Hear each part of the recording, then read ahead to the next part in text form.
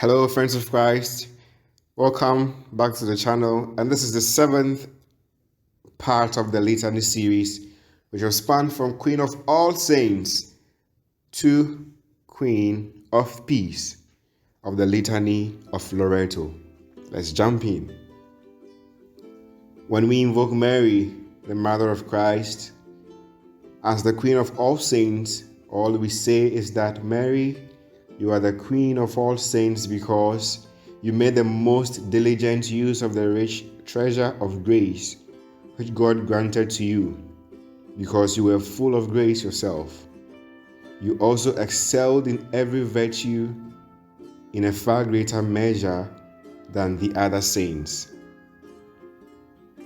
Again, when we say, Mary, you are Queen conceived without original sin, we profess this because we believe that Mary, quote, in the first instant of your conception, by the singular grace and privilege of the omnipotent God, in virtue of the merit of Jesus Christ, Savior of the human race, preserved you from all stains of original sin. Again, when we invoke Mary as the Queen assumed into heaven, we say that Mary, it was fitting that you should be assumed into heaven with soul and body. By your assumption, God honored your body that was always the temple in which He dwelt by grace. It was also fitting that your holy and virginal body, which gave flesh and blood to the God of all sanctity, the victor of death, should never experience the corruption of the grave. When we further pray Mary as the Queen of the Most Holy Rosary, we say that, Mary, your rosary expresses the four great phases in the work of redemption. That is joy, sorrow, glory, and light. According to your promises to your favorite children, the Rosary is a guarantee of your special protection and great graces, a happy death and eternal salvation. And now, through the prayers of the Rosary, untold blessings have been showered down upon mankind throughout the ages.